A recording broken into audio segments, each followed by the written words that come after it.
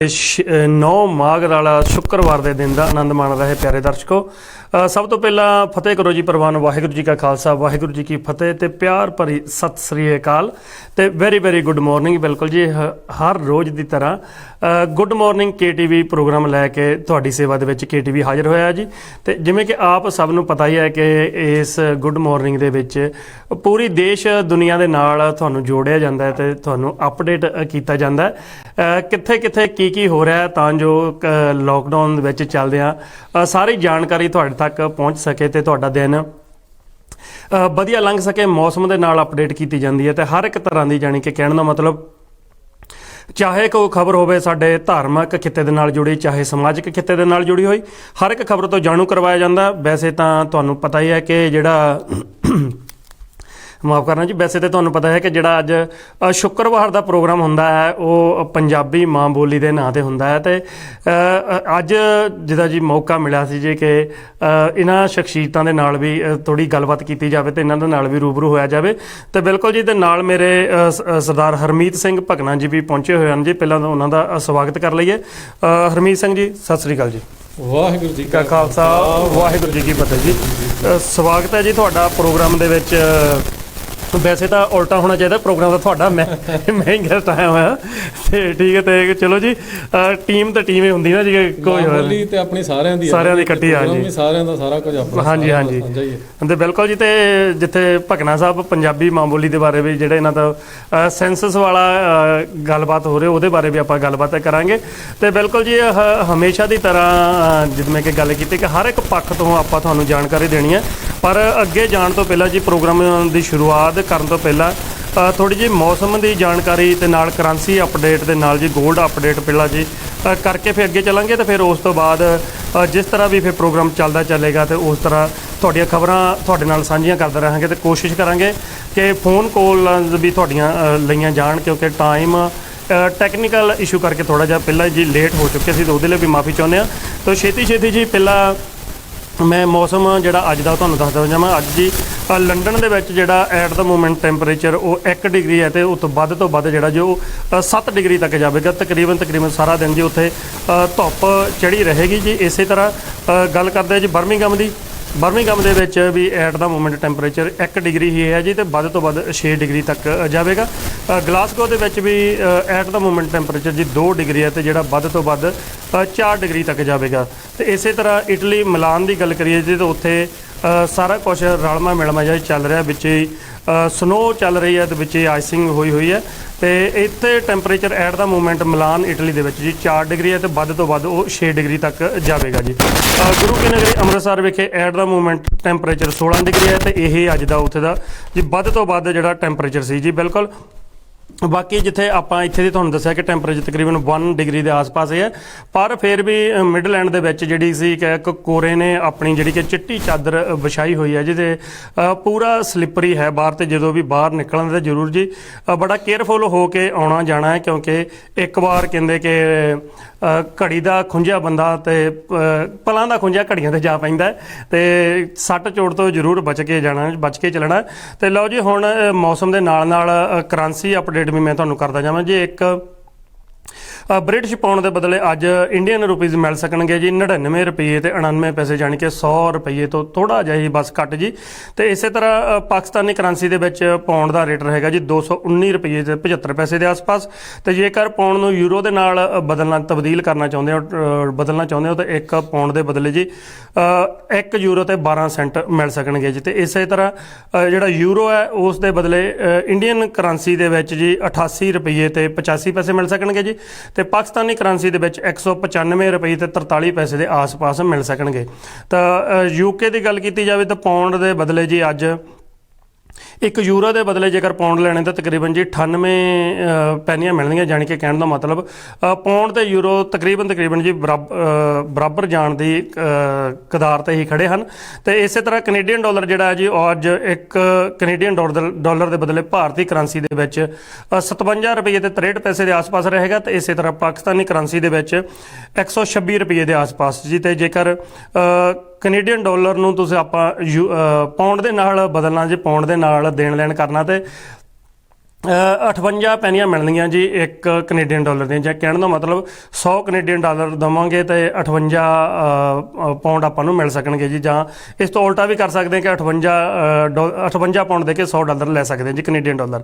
ਇਸੇ ਤਰ੍ਹਾਂ American dollar ਜਿਹੜਾ ਹੈ ਜੋ ਭਾਰਤੀ ਕਰੰਸੀ ਦੇ ਵਿੱਚ 73 ਰੁਪਏ ਦੇ ਆਸ-ਪਾਸ ਰਹੇਗਾ, ਤੇ ਪਾਕਿਸਤਾਨੀ ਕਰੰਸੀ ਦੇ ਵਿੱਚ 160 ਦੇ ਆਸ-ਪਾਸ ਰਹੇਗਾ, ਤੇ ਯੂਕੇ ਦੇ ਪਾਉਂਡ ਦੇ ਬਦਲੇ ਜੇਕਰ ਡਾਲਰ ਦੇ ਬਦਲੇ ਆਪਾਂ ਪਾਉਂਡ ਲੈਣੇ ਹਨ ਤਾਂ ਉਹ ਜੀ 73 ਪਾਉਂਡ ਦਿਓਗੇ ਤੇ 100 ਡਾਲਰ ਮਿਲੇਗਾ, ਜਾਂ 100 ਡਾਲਰ ਦਿਓਗੇ ਤਾਂ 73 ਪਾਉਂਡ ਮਿਲਣਗੇ ਜੀ। ਇਸੇ ਤਰ੍ਹਾਂ ਜਿਹੜਾ ਆਸਟ੍ਰੇਲੀਅਨ ਡਾਲਰ ਹੈ ਜੀ ਉਹ ਵੀ ਅੱਜ ਭਾਰਤੀ ਕਰੰਸੀ ਦੇ ਵਿੱਚ 56 ਰੁਪਏ ਤੇ 51 ਪੈਸੇ ਦੇ ਆਸ-ਪਾਸ, ਤੇ ਪਾਕਿਸਤਾਨੀ ਕਰੰਸੀ ਦੇ ਵਿੱਚ ਤਕਰੀਬਨ ਜੀ 124 ਰੁਪਏ ਦੇ ਆਸ-ਪਾਸ, ਤੇ ਯੂਕੇ ਦੇ ਨਾਲ ਮੁਕਾਬਲੇ ਦੇ ਵਿੱਚ ਜੀ 56 ਪੈਨੀਆਂ ਰਹੇਗਾ ਜੀ ਆਸਟ੍ਰੇਲੀਅਨ ਡਾਲਰ। ਤੇ ਨਾਲ ਦੀ ਨਾਲ ਜੀ ਛੇਤੀ ਕਿਉਂਕਿ ਟਾਈਮ ਪਹਿਲਾਂ ਹੀ ਬਹੁਤ ਲੇਟ ਹੈ ਤੇ ਇਸ ਕਰਕੇ ਗੋਲਡ ਵੀ ਨਾਲ ਦੀ ਨਾਲ ਫਿਰ ਮੈਂ ਅਪਡੇਟ ਕਰਦਾ ਜਾਵਾਂ, ਤੇ ਫਿਰ ਉਸ ਤੋਂ ਬਾਅਦ ਅੱਗੇ ਚਲਾਂਗੇ ਜੀ। ਬਿਲਕੁਲ ਅੱਜ ਜਿਹੜਾ 22 ਕੈਰਟ ਸੋਨਾ ਹੈ ਜੀ ਉਹ ਯੂਕੇ ਦੇ ਵਿੱਚ ਜਿਹੜਾ ਉਸ ਦਾ ਤੋਲੇ ਦਾ ਰੇਟ ਹੈ ਜੀ ਉਹ 466 ਪਾਉਂਡ ਦੇ ਆਸ-ਪਾਸ ਰਹੇਗਾ, ਤੇ 24 ਕੈਰਟ ਦਾ ਜਿਹੜਾ ਤੋਲੇ ਦਾ ਰੇਟ ਹੈ ਜੀ ਉਹ 509 ਪਾਉਂਡ ਦੇ ਆਸ-ਪਾਸ ਰਹੇਗਾ। ਇਸੇ ਤਰ੍ਹਾਂ ਭਾਰਤੀ ਕਰੰਸੀ ਦੇ ਵਿੱਚ 22 ਕੈਰਟ ਜੀ 46,000 ਤੇ 709 ਦੇ ਆਸ-ਪਾਸ, ਤੇ 24 ਕੈਰਟ ਜਿਹੜਾ ਜੀ ਉਹ 50,000 ਤੇ 951 ਦੇ ਆਸ-ਪਾਸ। ਤੇ ਨਾਲ ਦੀ ਨਾਲ ਜੀ ਇਹ ਵੀ ਦੱਸ ਦਵਾਂ ਜਾਵਾਂ ਕਿ ਇਸ ਅਪਡੇਟ ਦੇ ਵਿੱਚ ਮੈਂ ਹਰਪਾਲ ਸਿੰਘ ਜੌਲ ਜਾਂ ਹਰਮੀਤ ਸਿੰਘ ਭਕਨਾ ਜੀ ਤੇ ਜਾਂ ਫਿਰ KTV ਦੀ ਟੀਮ ਦਾ ਕੋਈ ਵੀ ਮੈਂਬਰ ਜ਼ਿੰਮੇਵਾਰ ਨਹੀਂ ਹੈ, ਕਿਉਂਕਿ ਗਾਈਡ ਪ੍ਰਾਈਸਿਸ ਹੁੰਦੀਆਂ ਹਨ ਜਿਹੜੀਆਂ ਕਿ ਤੁਹਾਡੇ ਨਾਲ ਸ਼ੇਅਰ ਕੀਤੀਆਂ ਜਾਂਦੀਆਂ ਹਨ। ਕੋਈ ਵੀ ਦੇਣ ਲੈਣ ਕਰਨਾ ਹੈ ਤਾਂ ਜ਼ਰੂਰ ਇੱਕ ਦੋ ਲੋਕਲ ਅਦਾਰਿਆਂ ਤੋਂ ਪੁੱਛ ਕੇ ਫਿਰ ਹੀ ਕਰਨਾ ਚਾਹੀਦਾ, ਤੇ ਕਿਉਂਕਿ ਕਹਿੰਦੇ ਕਿ ਪੈਸਾ ਕਮਾਉਣਾ ਬਹੁਤ ਸੌਖਾ ਹੈ, ਤੇ ਉਸ ਦਾ ਜਦੋਂ ਫਿਰ ਕੰਮ ਵੀ ਲੈਣਾ ਕਹਿੰਦੇ ਕਿ ਕੋਸ਼ਿਸ਼ ਤਾਂ ਇਹ ਹਰ ਇੱਕ ਦੀ ਕੋਸ਼ਿਸ਼ ਇਹ ਹੁੰਦੀ ਹੈ ਕਿ ਥੋੜ੍ਹੇ ਪੈਸੇ ਦੇ ਕੇ ਜ਼ਿਆਦਾ ਚੀਜ਼ ਆ ਜਾਵੇ। ਤੇ ਬਿਲਕੁਲ ਜੀ ਕੋਈ ਵੀ ਟ੍ਰਾਂਜੈਕਸ਼ਨ ਕਰਨੀ ਹੈ ਤੇ 2-3 ਅਦਾਰਿਆਂ ਤੋਂ ਪਤਾ ਕਰਕੇ ਫਿਰ ਆਪਣੇ ਸਿਰ ਖੋਦੇ ਕਰਨੀ ਹੈ, ਅਸੀਂ ਇਸ ਦੇ ਜ਼ਿੰਮੇਵਾਰ ਨਹੀਂ ਹਾਂ। ਤੇ ਲਓ ਜੀ ਹੁਣ 22 ਜਨਵਰੀ ਦਾ ਦਿਨ ਜਿਵੇਂ ਕਿ ਆਪਾਂ ਜੀ ਨੂੰ ਪਹਿਲਾਂ ਦੱਸਿਆ ਹੀ ਸੀ ਜੀ। ਪਹਿਲਾਂ ਆਪਾਂ ਥੋੜੀ ਜਿਹੀ ਅਪਡੇਟ ਯੂਕੇ ਤੋਂ ਲੈ ਲਈਏ ਜੀ ਭਕਨਾ ਸਾਹਿਬ ਜੀ, ਕਿਉਂਕਿ ਇੱਥੇ ਵੀ ਹੁਣ ਆਪਾਂ ਨੂੰ ਪਤਾ ਕਿ ਹਾਲਾਤ ਕਿਹੋ ਜਿਹੇ ਚੱਲ ਰਹੇ ਹਨ। ਇੱਕ ਵਾਰ ਫਿਰ ਜਿਹੜਾ ਨਵਾਂ ਸਟ੍ਰੇਨ ਆਇਆ ਕਰੋਨਾ ਵਾਇਰਸ ਦਾ ਉਸਨੇ ਇੱਕ ਵਾਰ ਫਿਰ ਦੁਨੀਆ ਇੱਕ ਕਹਿੰਦੇ ਕਿ ਝੰਬ ਦਿੱਤੀ ਹੈ, ਹਿਲਾ ਕੇ ਰੱਖ ਦਿੱਤੀ ਹੈ ਜੀ। ਜੀ ਆਪਾਂ ਸਾਰੇ ਜਾਣਦੇ ਹਾਂ ਕਿ ਯੂਕੇ ਦੇ ਵਿੱਚ ਲਾਕਡਾਊਨ ਚੱਲ ਰਿਹਾ ਵਾ। ਹਾਂਜੀ। ਔਰ ਫਰਵਰੀ ਦਾ ਸਾਰਾ ਮਹੀਨਾ ਇੰਜ ਲੱਗਦਾ ਵੀ ਲਾਕਡਾਊਨ ਹੀ ਰਹਿਣਾ। ਹਾਂਜੀ। ਮਾਰਚ ਦੇ ਵਿੱਚ ਜਾ ਕੇ ਥੋੜਾ ਜਿਹਾ ਨਾਰਮਲ ਹੋਣ ਦਾ ਕੁਝ ਚਾਂਸਸ ਹਨ ਚੱਲ ਰਿਹਾ। ਹਾਂਜੀ। ਤੇ ਇੱਥੇ ਜਿਹੜੀਆਂ ਯੂਕੇ ਦੇ ਵਿੱਚ ਹੁਣ ਤੱਕ 94,580 ਡੈਥ ਹੋ ਚੁੱਕੀਆਂ ਵਾ ਕਰੋਨਾ ਦੇ ਨਾਲ। ਹਾਂਜੀ, ਪਿਛਲੇ ਸਾਲ ਤੋਂ ਲੈ ਕੇ ਹੁਣ ਤੱਕ ਜੀ। ਹੁਣ ਤੱਕ ਟੋਟਲ। ਹਾਂਜੀ। ਤੇ ਇੰਜ ਲੱਗਦਾ ਕਿ ਅਗਲੇ ਹਫਤੇ 100,000 ਨੂੰ ਕ੍ਰਾਸ ਕਰ ਜਾਣਾ। ਹਾਂਜੀ। ਤੇ ਜਿਹੜੀਆਂ ਹੁਣ ਜਿੱਥੇ ਆਪਾਂ ਇਸ ਵੇਲੇ ਬੈਠੇ ਆ ਸੈਂਡਵੈਲ, ਇੱਥੇ 729 ਮੌਤਾਂ ਹੁਣ ਤੱਕ ਹੋ ਚੁੱਕੀਆਂ ਟੋਟਲ। ਅੱਛਾ ਜੀ। ਬਰਮਿੰਗਮ ਦੇ ਵਿੱਚ 1968 ਮੌਤਾਂ ਟੋਟਲ ਹੋ ਚੁੱਕੀਆਂ ਹੁਣ ਤੱਕ। ਹਾਂਜੀ। ਤੇ ਜਿਹੜਾ ਕਰੋਨਾ ਵਾਇਰਸ ਦੀ ਇਨਫੈਕਸ਼ਨ ਆ ਹਾਂਜੀ ਉਹ ਵੀ ਇੰਨੀ ਜ਼ਿਆਦਾ ਘਟ ਨਹੀਂ ਰਹੀ, ਕਦੀ ਥੋੜੀ ਜਿਹੀ ਘਟ ਜਾਂਦੀ ਆ, ਪਰ ਲੇਕਿਨ ਫਿਰ ਉੱਥੇ ਕੀ 40,000 ਤੱਕ ਪਹੁੰਚ ਜਾਂਦੀ ਹੈ। ਹਾਂਜੀ, ਜਿੱਦਾਂ ਸ਼ੇਅਰ ਮਾਰਕੀਟ ਰਹਿੰਦੀ ਨਾ ਵੀ ਉਹ ਲਾਈਨ ਜੇ ਉੱਥੇ ਕੀ ਰਹਿੰਦੀ ਹੈ, ਬਸ ਨਾ ਉੱਪਰ ਜਾਂਦੀ ਹੈ ਨਾ ਥੱਲੇ ਜਾਂਦੀ ਹੈ ਜੀ। ਹਾਂਜੀ। ਤੇ ਹਾਲਾਤ ਕਾਫੀ ਨਾਜ਼ੁਕ ਬਣੇ ਹੋਏ ਆ, ਲੇਕਿਨ ਗਵਰਨਮੈਂਟ ਦਾ ਪੂਰਾ ਇਸ ਵੇਲੇ ਜ਼ੋਰ ਲੱਗਾ ਵਾ ਕਿ ਵੈਕਸੀਨ ਜਿਹੜੀ ਆ ਉਹਨੂੰ ਵੱਧ ਤੋਂ ਵੱਧ ਲੋਕਾਂ ਨੂੰ ਲਾ ਦਿੱਤਾ ਜਾਵੇ। ਹਾਂਜੀ। ਹੁਣ ਇਹ ਸਮਝ ਨਹੀਂ ਆਉਂਦੀ ਕਿ ਵੈਕਸੀਨ ਦਾ ਜਿਹੜਾ ਸਟਾਕ ਆ ਉਹ ਯੂਕੇ ਦੇ ਕੋਲ ਬਹੁਤ ਤਕੜਾ ਵਾ। ਹਾਂਜੀ। ਸਿਸਟਮ ਯੂਕੇ ਦੇ ਕੋਲ ਬਹੁਤ ਤਕੜਾ ਵਾ, ਇਕਨੋਮੀ ਵਰਲਡ ਦੇ ਵਿੱਚ ਬਹੁਤ ਤਕੜੀ। ਹਾਂਜੀ। ਪਰ ਵੈਕਸੀਨ ਜਿਹੜੀ ਆ ਉਹ ਇਸ ਵੇਲੇ ਡਾਕਟਰਾਂ ਨੂੰ, ਜਿਹੜੇ ਯੂਕੇ ਦੇ ਡਾਕਟਰਾਂ ਨੂੰ ਇਹ ਚਿੰਤਾ ਸਤਾ ਰਹੀ ਆ ਵੀ ਜਿਹੜੀ ਪਹਿਲੀ ਡੋਜ਼ ਤੇ ਅਸੀਂ ਲਾ ਰਹੇ ਹਾਂ 5 ਮਿਲੀਅਨ ਲੋਕਾਂ ਨੂੰ ਪਹਿਲੀ ਡੋਜ਼ ਲੱਗ ਚੁੱਕੀ ਆਲਰੇਡੀ। ਹਾਂਜੀ। ਔਰ ਜਿਹੜੀ ਸੈਕੰਡ ਡੋਜ਼ ਆ ਉਹਨਾਂ ਨੂੰ ਟਾਈਮਲੀ ਨਹੀਂ ਲੱਗ ਸਕਣੀ। ਠੀਕ ਹੈ ਇਹ ਚਿੰਤਾ ਇਸ ਵੇਲੇ ਯੂਕੇ ਦੇ ਡਾਕਟਰਾਂ ਨੂੰ ਸਤਾ ਰਹੀ ਆ। ਹਾਂਜੀ, ਜਾਣੇ ਉਹ ਜਿਹੜਾ ਸਕੇਜੂਲ ਆ ਉਹ ਸੈੱਟ ਨਹੀਂ ਬੈਠ ਰਿਹਾ, ਕਿ ਨਾ ਕਿ ਪਤਾ ਲੱਗ ਰਿਹਾ ਕਿ ਪਹਿਲਾ ਡੋਜ਼ ਜ਼ਿਆਦਿਆਂ ਨੂੰ ਲਗਾਇਆ ਜਾਵੇ ਜਾਂ ਫਿਰ ਜਿਹਨਾਂ ਨੂੰ ਪਹਿਲਾਂ ਲੱਗਿਆ ਉਹਨਾਂ ਨੂੰ ਫਿਰ ਦੂਸਰਾ ਲਗਾਇਆ ਜਾਵੇ ਜੀ। ਹਾਂਜੀ, ਬਸ ਇਹ ਕਾਰਨ ਇੱਕ ਹੀ ਡਾਕਟਰਾਂ ਨੇ ਸਾਰਿਆਂ ਨੇ ਬੁੱਧੀਜੀਵੀਆਂ ਨੇ ਲੱਭਾ ਕਿ ਜਿਹੜਾ ਵੈਕਸੀਨੇਸ਼ਨ ਪਲੈਨਿੰਗ ਆ ਗਵਰਨਮੈਂਟ ਦੀ ਉਹ ਠੀਕ ਨਹੀਂ ਆ। ਠੀਕ ਹੈ ਜੀ। ਤੇ ਇਸ ਕਰਕੇ ਉਹ ਗਵਰਨਮੈਂਟ ਸੁਧਾਰਨ ਦੀ ਕੋਸ਼ਿਸ਼ ਕਰ ਰਹੀ ਹੈ 24/7, ਅਜੇ ਤੱਕ ਵੀ ਨਹੀਂ ਹੋਇਆ। ਹਾਂਜੀ। ਲੇਕਿਨ 70 ਮਿਲੀਅਨ ਲੋਕਾਂ ਦੇ ਵਿੱਚੋਂ ਅਜੇ ਤੱਕ 5 ਮਿਲੀਅਨ ਲੋਕਾਂ ਨੂੰ ਪਹਿਲੀ ਡੋਜ਼ ਜਿਹੜੀ ਉਹ ਲੱਗੀ ਹੈ। ਪਹਿਲੀ ਡੋਜ਼ ਲੱਗੀ। ਹਾਂਜੀ। ਲੇਕਿਨ ਅੱਗੇ ਤੋਂ ਅੱਗੇ ਵੱਧਦਾ ਜਾ ਰਿਹਾ ਵਾ। ਹਾਂਜੀ। ਪਰ ਜਿੱਦਾਂ ਇੱਥੇ ਭਗਨਾ ਸਾਹਿਬ ਇੱਕ ਇਹ ਵੀ ਦੱਸਣਯੋਗ ਗੱਲ ਹੈ, ਕਿਉਂਕਿ ਗਵਰਨਮੈਂਟ ਨੇ ਇੱਕ ਟੀਚਾ ਰੱਖਿਆ ਸੀ ਨਾ, ਤੇ ਇੱਕ ਟਾਰਗੇਟ ਰੱਖਿਆ ਸੀ ਵੀ ਅਸੀਂ ਇੰਨੇ ਲੋਕਾਂ ਨੂੰ ਇੰਨੇ ਦਿਨ ਤੱਕ ਉਹ ਡੋਜ਼ ਦੇਵਾਂਗੇ ਜੀ। ਕਿਸੇ ਹੱਦ ਤੱਕ ਉਹ ਆਪਣੇ ਉਸ ਟਾਰਗੇਟ ਤੇ ਤਾਂ ਪਹੁੰਚ ਰਿਹਾ ਜੀ। 5 ਮਿਲੀਅਨ ਵੀਕ ਦਾ ਉਹਨਾਂ ਨੇ ਟਾਰਗੇਟ ਰੱਖਿਆ ਸੀ ਗਵਰਨਮੈਂਟ ਨੇ। ਠੀਕ ਹੈ ਜੀ। ਪਰ ਜਿਹੜੀ ਪਿਛਲੀ ਵੀਕ ਦੀ ਰਿਪੋਰਟ ਸੀ ਮੇਰੇ ਖਿਆਲ ਉਹ 3.5 ਤੋਂ ਉੱਪਰ ਚਲ ਗਈ ਸੀ ਜੀ। ਨਹੀਂ ਜੀ 5 ਮਿਲੀਅਨ ਤੱਕ ਹੋ ਗਿਆ ਵਾ, ਲੇਕਿਨ ਟੋਟਲ ਆ ਹੁਣ ਤੱਕ ਨਾ ਜੀ 1 ਵੀਕ ਦਾ ਨਹੀਂ ਆ। ਉਹਨਾਂ ਨੂੰ 1 ਵੀਕ ਕਿਹਾ ਸੀ ਗਵਰਨਮੈਂਟ ਨੇ ਕਿ ਅਸੀਂ 1 ਵੀਕ ਚ 5 ਮਿਲੀਅਨ ਦਾ ਟੀਚਾ ਵਾ ਤੇ ਪੂਰਾ ਕਰਾਂਗੇ, ਪਰ ਗਵਰਨਮੈਂਟ ਅਜੇ ਤੱਕ ਕਰ ਨਹੀਂ ਸਕੀ। ਹਾਂਜੀ ਹਾਂਜੀ ਹਾਂਜੀ ਤੇ ਬਿਲਕੁਲ ਇਦਾਂ ਵੀ ਹੋ ਜਾਂਦਾ ਜਦੋਂ ਕੋਈ ਨਵੀਂ ਚੀਜ਼ ਹੁੰਦੀ ਹੈ ਤਾਂ ਪਹਿਲਾਂ ਫਿਰ ਉਸ ਦੇ ਉੱਤੇ ਥੋੜਾ ਹਾਰਡ ਵੀ ਹੁੰਦਾ ਨਾ, ਤੇ ਜਿੱਦਾਂ ਜਿੱਦਾਂ ਟਾਈਮ ਪੈਂਦਾ ਜਾਵੇਗਾ ਫਿਰ ਉਸ ਤਰ੍ਹਾਂ ਸਪੀਡ ਵੀ ਤੇਜ਼ ਹੁੰਦੀ ਜਾਵੇਗੀ ਜੀ। ਜੀ ਯੂਕੇ ਦੇ ਵਿੱਚ ਹੁਣ ਡੈਥ ਰੇਟ ਜਿਹੜਾ ਪਿਛਲੇ 24 ਘੰਟਿਆਂ ਦਾ ਵਾ ਉਹ ਆ 1290। ਅੱਛਾ ਜੀ। 1800 ਤੋਂ ਪਹਿਲਾਂ ਪਹੁੰਚ ਗਿਆ, 1800 ਤੋਂ ਉੱਪਰ ਹੋ ਗਿਆ ਸੀਗਾ। 1290 ਥੋੜਾ ਜਿਹਾ ਪਿਛਲੇ 24 ਘੰਟਿਆਂ 'ਚ ਘਟਿਆ ਵਾ।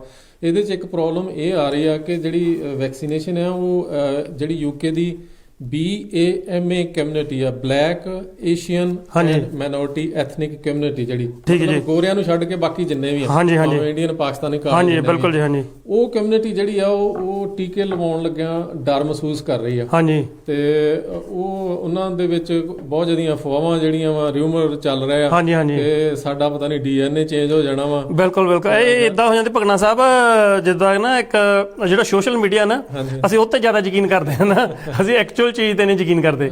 ਹਾਂਜੀ, ਇਹ ਚੀਜ਼ ਹੋ ਜਾਂਦੀ ਜਦੋਂ ਕੋਈ ਅਫਵਾਹ ਆਉਂਦੀ ਨਾ ਫੇਸਬੁੱਕ ਤੇ ਜਾਂ ਕਹੀਏ WhatsApp ਤੇ ਜਾਂ ਮੈਸੇਜ ਆਉਂਦਾ ਤਾਂ ਅਸੀਂ ਉਸ ਨੂੰ ਇਹ ਨਹੀਂ ਦੇਖਦੇ ਆਪਣਾ, ਜਾਣੀ ਕਿ ਜਿਹੜਾ ਆਪਣਾ ਵਿਵੇਕ ਆ ਉਹਨੇ ਉਹਦੇ ਉੱਤੇ ਲਾਉਂਦੇ ਕਿ ਇਹ ਖਬਰ ਸਹੀ ਆ ਜਾਂ ਗਲਤ ਆ, ਤਾਂ ਅਸੀਂ ਦਵਾ ਦਵਾ ਉਹਨੂੰ ਅੱਗੇ ਭੇਜਣ ਵਾਲੀ ਕਹਿੰਦੇ ਇੱਕ ਦੂਜੇ ਤੋਂ ਛੇਤੀ ਛੇਤੀ ਅੱਗੇ ਭੇਜ ਦਿਓ। ਜੀ ਹੁਣ ਆਪਣੀ ਗੁਰਦੁਆਰਾ ਕਮੇਟੀਆਂ ਜਿਹੜੀਆਂ ਉਹ ਵੀ ਸੋਸ਼ਲ ਮੀਡੀਆ ਦੇ ਥਰੂ ਜਾਂ ਆਨਲਾਈਨ ਇਹਨਾਂ ਨੇ ਪ੍ਰਚਾਰ ਕਰਨਾ ਸ਼ੁਰੂ ਕਰ ਦਿੱਤਾ ਵੀ ਵੈਕਸੀਨ 'ਚ ਕੋਈ ਖਤਰਾ ਨਹੀਂ ਆ, ਤੁਹਾਨੂੰ ਲਵਾਉਣੀ ਚਾਹੀਦੀ ਆ। ਲੇਕਿਨ ਯੂਕੇ ਦੀ ਜਿੰਨੀ ਵੀ ਪਾਪੂਲੇਸ਼ਨ ਹੈ ਉਹਦੇ 'ਚ 20% ਜਿਹੜੇ ਆ ਉਹ ਗੋਰਿਆਂ ਤੋਂ ਇਲਾਵਾ ਲੋਕੀ ਹੈਗੇ ਆ। 20% ਆਪਾਂ ਨੂੰ ਵੈਟ ਦੇਣਾ ਪੈਂਦਾ ਤੇ 20% ਤੱਕ ਪਹੁੰਚ ਗਈ ਹੈ ਗਿਣਤੀ। ਠੀਕ ਹੈ ਹਾਂਜੀ, ਉਹ ਚਲੋ ਵੈਟ ਦੀ ਵੀ ਅਪਡੇਟ ਕਰਦੀ ਹੈ ਜੀ। ਜਿਹੜੇ ਰਿਸ਼ੀ ਸੁਨਾਕ ਹਨ, ਜਿਹੜੇ ਇੱਥੇ ਚਾਂਸਲਰ ਹਨ ਨਾ, ਫਾਈਨੈਂਸ ਮਿਨਿਸਟਰ ਹਨ ਜਿਹੜੇ ਕਹਿ ਸਕਦੇ ਆ, ਉਹਨਾਂ ਨੇ ਵੀ ਇਹ ਵੀ ਸਾਈਨ ਦੇ ਦਿੱਤਾ ਵੀ ਆਉਣ ਵਾਲੇ ਦਿਨਾਂ ਦੇ ਵਿੱਚ ਟੈਕਸ ਵੀ ਵੱਧ ਸਕਦਾ, ਕਿਉਂਕਿ ਗਵਰਨਮੈਂਟ ਨੇ ਜਿਹੜਾ ਪੈਸਾ ਦਿੱਤਾ ਹੋਇਆ ਕਿਤੇ ਨਾ ਕਿਤੇ ਤੋਂ ਫਿਰ ਰਿਕਵਰ ਕਰਨਾ ਵੀ ਹੈ ਜੀ। ਹਾਂ, ਲੱਗਦਾ ਤਾਂ ਨਹੀਂ ਇਸ ਸਾਲ ਦੇ ਵਿੱਚ, ਇਸ ਬਜਟ ਦੇ ਵਿੱਚ ਉਹ ਕਰ ਸਕਣਗੇ, ਕਿਉਂਕਿ ਰੌਲਾ ਪੈ ਜਾਣਾ ਕਾਰਪੋਰੇਸ਼ਨ ਟੈਕਸ ਵਧਾਉਣਾ ਚਾਹੁੰਦੇ ਆ, ਲੇਕਿਨ ਇੰਜ ਨਹੀਂ ਲੱਗਦਾ ਕਿ ਕਰ ਸਕਣਗੇ। ਨੈਕਸਟ ਸਾਲ ਤੋਂ ਹੋ ਸਕਦਾ ਫਿਰ ਉਹ ਵਧਾਉਣਗੇ। ਹਾਂਜੀ ਹਾਂਜੀ ਹਾਂਜੀ ਤੇ ਨਾਲ ਦੀ ਨਾਲ ਜੀ ਦਰਸ਼ਕਾਂ ਨੂੰ ਇਹ ਵੀ ਦੱਸਦੇ ਜਾਈਏ ਕਿ ਅੱਜ ਤਕਾਲਾਂ ਨੂੰ ਜੀ 5 ਵਜੇ, ਅੱਜ ਦੇ ਦਿਨ ਜੀ 5 ਵਜੇ ਇੱਕ ਵਾਰ ਫਿਰ ਯੂਕੇ ਦੇ ਪ੍ਰਧਾਨ ਮੰਤਰੀ ਬੋਰਿਸ ਜੌਨਸਨ ਹੋਣੀ ਰੂਬਰੂ ਹੋਣਗੇ ਜੀ, ਟੀਵੀ ਦੇ ਰਾਹੀਂ ਤੁਹਾਡੇ ਘਰਾਂ ਦੇ ਵਿੱਚ ਪਹੁੰਚਣਗੇ ਤੇ ਤੁਹਾਨੂੰ ਸੁਨੇਹਾ ਦੇਣਗੇ ਤੇ ਕੀ ਬਰੀਫਿੰਗ ਦੇਣਗੇ ਕੋਰੋਨਾ ਵਾਇਰਸ ਦੇ ਉੱਤੇ। ਇਹ ਹੁਣ ਤੁਹਾਨੂੰ ਉਹ 5 ਵਜੇ ਪਤਾ ਲੱਗੇਗਾ। ਤੇ ਨਾਲ ਦੀ ਨਾਲ ਜੀ ਜਿਵੇਂ ਕਿ ਗੱਲ ਕੀਤੀ ਸੀ ਕਿ ਆਪਣੇ ਏਸ਼ੀਅਨ ਲੋਕਾਂ ਦੇ ਵਿੱਚ ਕਹਿੰਦੇ ਕਿ ਥੋੜਾ ਜਿਹਾ ਡਰ ਹੈ। ਉਹ ਪੰਜਾਬੀ ਦੀ ਕਹਾਵਤ ਹੈ ਨਾ ਭਗਨਾ ਸਾਹਿਬ, ਕਹਿੰਦੇ ਜਿਸ ਕੋ ਰਾਖੇ ਸਾਈਆਂ ਮਾਰ ਸਕੇ ਨਾ ਕੋਈ ਨਾ। ਇਹੋ ਜਿਹੀ ਖਬਰ ਹੈ ਜਦੋਂ ਕਿ ਜੀ ਪਿਛਲੇ ਦਿਨਾਂ ਦੇ ਵਿੱਚ ਨਾ ਜੀ ਇੱਕ ਫੈਮਿਲੀ ਸੀ, ਲੇਡੀ 34 ਸਾਲ ਦੀ ਉਮਰ ਸੀ ਜੀ, ਤੇ ਕੋਲ ਲੱਗੀ ਜੀ ਕੋਈ। ਹਾਂਜੀ, ਸਰਦਾਰ ਬਾਵਾ ਸਿੰਘ ਹੁਣੀ ਆਪਣੇ ਨਾਲ ਜੁੜ ਚੁੱਕੇ ਨੇ ਤੇ ਸਰਦਾਰ ਬਾਵਾ ਸਿੰਘ ਹੁਣੀ 40 ਸਾਲ ਤੋਂ ਇਸੇ ਇੱਥੋਂ ਹੀ ਕਾਉਂਸਲਰ ਹੈ ਜਿੱਥੇ ਆਪਾਂ ਇਸ ਵੇਲੇ ਬੈਠੇ ਹਾਂ, ਵੈਸਟ ਬ੍ਰੋਮ ਤੋਂ। ਠੀਕ ਹੈ ਜੀ। ਤੇ ਇਹ 19 ਵਾਰੀ ਜਿੱਤ ਚੁੱਕੇ ਨੇ। ਠੀਕ ਹੈ ਜੀ। ਇਹ ਬਜ਼ੁਰਗ ਸਿਆਸਤਦਾਨ ਨੇ। ਹਾਂਜੀ। ਤੇ ਜੇ ਆਪਾਂ ਕਹੀਏ ਵੀ ਸੈਂਡਵਿਲ ਕਾਉਂਸਲ ਦੀ ਰੀੜ ਦੀ ਹੱਡੀ ਨੇ, ਹਾਂਜੀ, ਤੇ ਇਹ ਗਲਤ ਨਹੀਂ ਹੋਊਗਾ। ਸਰਦਾਰ ਬਾਵਾ ਸਿੰਘ ਜੀ। ਹਾਂਜੀ, ਸਤਿ ਸ਼੍ਰੀ ਅਕਾਲ ਜੀ। ਸਤਿ ਸ਼੍ਰੀ ਅਕਾਲ ਜੀ, ਕੀ ਹਾਲ ਨੇ ਤੁਹਾਡੇ? ਬਸ ਚੜ੍ਹਦੀ ਕਲਾ, ਮਹਾਰਾਜ ਦਾ ਕਿਰਪਾ। ਮਹਾਰਾਜ ਜੀ ਤੁਸੀਂ ਸੁਣਾਓ ਕਿੱਦਾਂ? ਠੀਕ ਹੈ ਜੀ। ਤੁਹਾਡੀ ਸਿਹਤ ਦਾ ਕੀ ਹਾਲ ਆ? ਸਿਹਤ ਠੀਕ ਠਾਕ ਹੈ, ਗੁਰੂ ਮਹਾਰਾਜ ਦੀ ਕਿਰਪਾ ਚੱਲੀ ਜਾਂਦੀ ਆ। ਠੀਕ ਹੈ ਜੀ। ਤੇ ਤੁਸੀਂ ਇਹ ਆਪਣੇ ਜਿਹੜੇ ਇੱਥੇ ਸੈਂਡਵਿਲ ਕਾਉਂਸਲ ਦੇ ਆ, ਜਿਨ੍ਹਾਂ ਦੇ ਵਿੱਚ ਤੁਹਾਨੂੰ ਵਿਚਰਦਿਆਂ ਸਾਰੀ ਉਮਰ ਹੀ ਲੰਘ ਗਈ ਆ, 40 ਸਾਲ ਤੋਂ ਤੇ ਤੁਸੀਂ ਕਾਉਂਸਲਰ ਜੇ। ਹਾਂਜੀ ਹਾਂਜੀ, ਲੇਬਰ ਪਾਰਟੀ ਦੇ ਨਾਲ ਜੇ ਜੀ 40 ਸਾਲ ਤੋਂ ਨਾ ਜੀ ਕਾਉਂਸਲਰ ਇੱਥੇ। ਹਾਂਜੀ।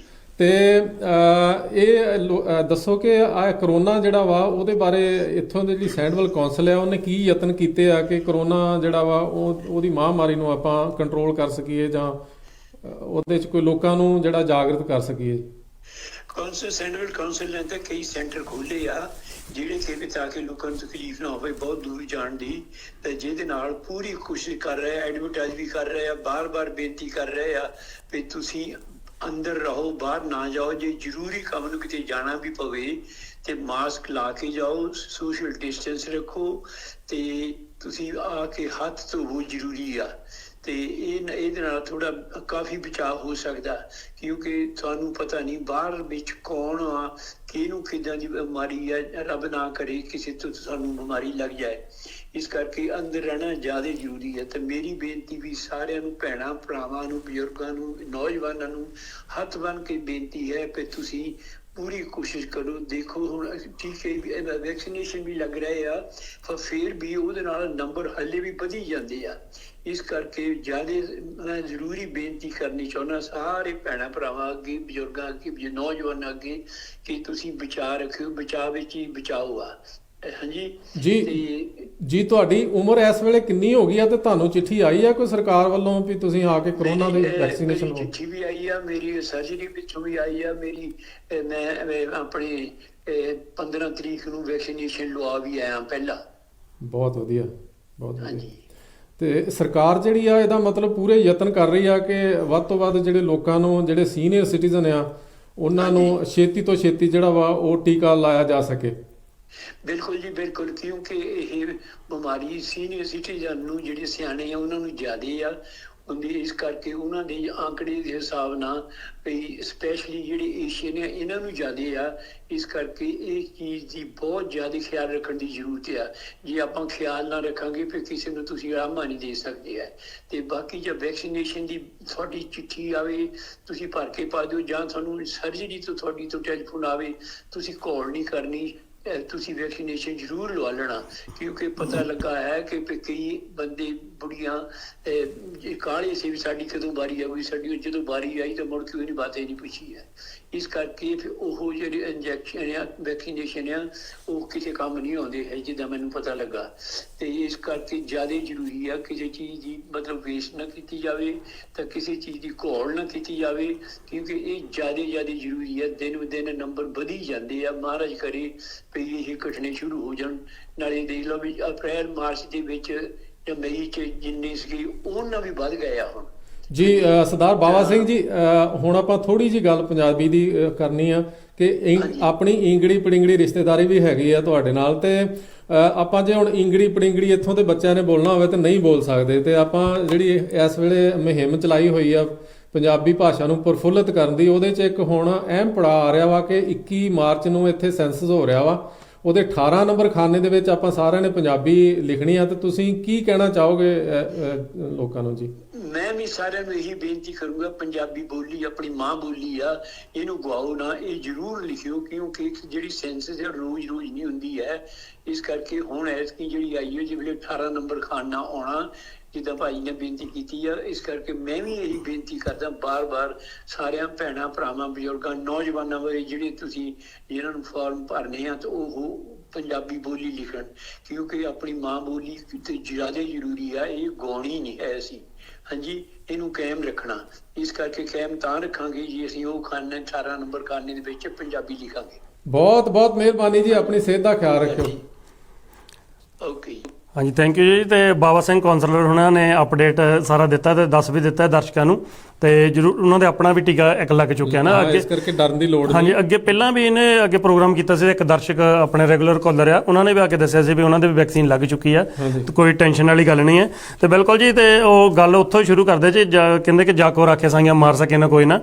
ਇਹ ਜਿੱਤ ਚਾਹੇ ਜੀ ਜਿੰਨਾ ਮਰਜ਼ੀ ਖਤਰੇ ਦਾ ਮੰਡਲ ਆਵੇ, ਤਾਂ ਜਦੋਂ ਪਰਮਾਤਮਾ ਦੀ ਮਿਹਰ ਹੋਵੇ ਤਾਂ ਕੁਝ ਵੀ ਟਲ ਸਕਦਾ, ਕਿੱਡਾ ਵੱਡਾ ਵੀ ਖਤਰਾ ਟਲ ਸਕਦਾ। ਇਹੋ ਜਿਹੀ ਖਬਰ ਸੀ ਜੀ, ਇੱਕ ਲੰਡਨ ਤੋਂ ਜੀ 34 ਈਅਰ ਓਲਡ ਲੜਕੀ ਸੀ ਜੀ, 34 ਸਾਲ ਦੀ, 2 ਬੱਚਿਆਂ ਦੀ ਮਾਂ ਪਹਿਲਾਂ ਸੀ ਤੇ ਹੁਣ ਹੋਰ ਗਾਂ ਪ੍ਰੈਗਨੈਂਟ ਸੀਗੀ ਨਾ।